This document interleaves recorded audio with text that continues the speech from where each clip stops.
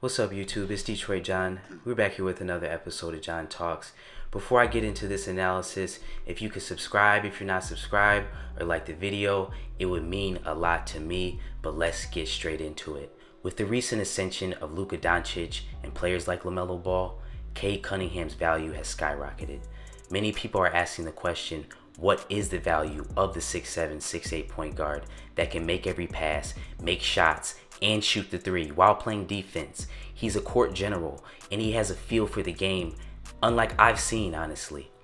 A savant maybe, but definitely a generational talent. So once again, if you're not subscribed, before we get in this video, please subscribe.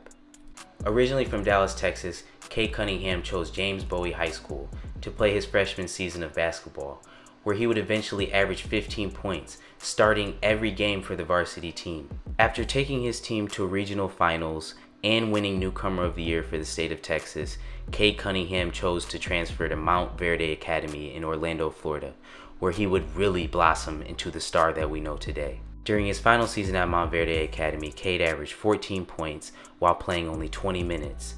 He led his team to a 25-0 record and would eventually be named a top 10 point guard in the country. After a spectacular high school career and much speculation around the decision, Cade chose to join his brother Cade Cunningham at Oklahoma State, where he now averages 19 points, 6 rebounds, and 3 assists. Why should the Pistons draft Cade Cunningham and not take a guy like Evan Mobley or Jonathan Kuminga? What makes Cade Cunningham the crown jewel of this draft class? People, it's simple. I can only describe him as a savant, a generational talent, a Luka Doncic, James Harden-like point guard prospect who does have the God-given size to attack mismatches like a Trae Young or a De'Aaron Fox. Now, it's going to be two sides to this because they're going to be able to take him off the dribble. He does not have the lateral quickness or speed to guard those guys on defense, and he's had trouble with explosive point guards who can shoot the ball and slash. So he's going to need to work on that, but I think his size and his willingness, from what I've seen, he has a lot of potential on the defensive end. Now, his defense does add a lot of value to his profile, but what really makes him NBA ready and ready to step on the court from day one is his ability to create for others on the offensive end. Now, I want to just say playmaking ability, but really it's passing. The same passing that we've seen from guys like LaMelo Ball, James Harden, and even LeBron James. These guys have the size and athletic ability and skill set to see over the defense and make the necessary passes that break down the defense. Now, this is where he is extremely effective. He has an elite ball handle, but really he's under control in moments of chaos. And this creates a flow and an energy on the offense that is pretty much infectious, and everybody is better around him. With the spacing of the NBA, he's only going to benefit. I pray that he gets Sadiq Bey on the wing or Wayne Ellington, because then you really have spacing you can't control. He is an elite shooter, 42% with the smoothest, and I said it, the smoothest, Kyle Korver-like, Chris Middleton-like, Jason Tatum-like jump shot. Now, he's shooting 30% from mid-range, but that can be worked on. But for this draft class, his skill set combined with his natural God-given talents and size are just too much to be overlooked.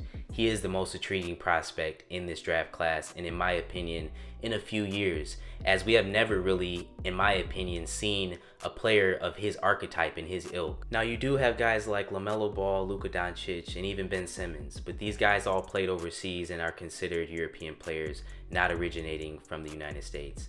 So as far as America goes, he is pretty much unmatched. His combination, size, skill set, and shooting ability. He uses his crafty dribble and deceptive change of direction to get the defender leaning. From this, he has the ability to take a hook shot or a leaning off-balance jumper, of which he's shown to be very astute to. So he's not just a passer. It's really important to note that he's become an elite scorer, and he's a big problem when he's in the open floor. When he gets downhill, he can finish with either hand. Using his elite dribble, he can pass the ball or shoot over top of the point guard. It's going to become a big problem in the NBA, as he's going to be able to draw contact and get more space. So he's not afraid of contact or getting to the bucket.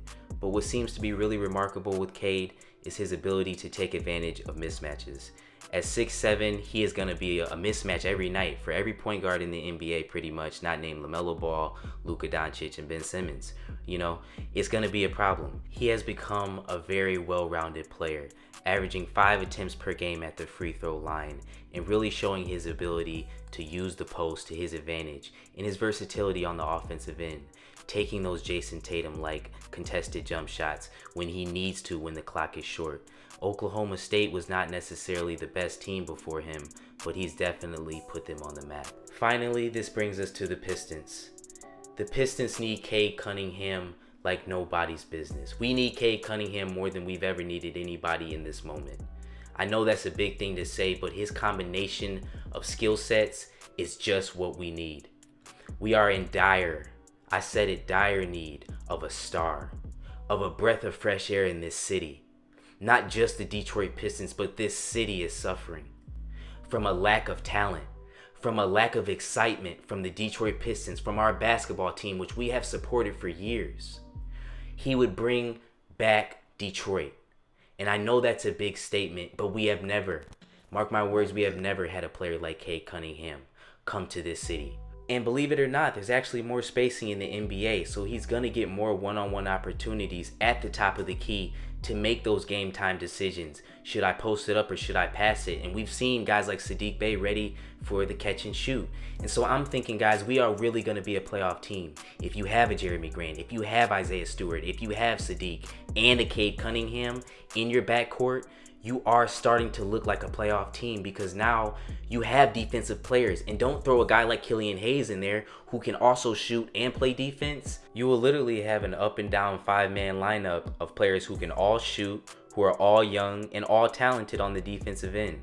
We will be a playoff team, and guys, I know I say it a lot, but we will be unstoppable. So tell me what you guys think. Like, comment, subscribe.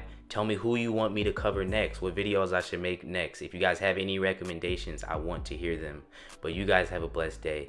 Tell me what you guys think. I think that the Pistons need Cade Cunningham. I understand this is a lottery system, but if the lottery does go our way, which it should at 25%, you know what I mean, for the worst team in the NBA, then we should get Cade Cunningham. It's not an argument. I've heard some things about Evan Mobley.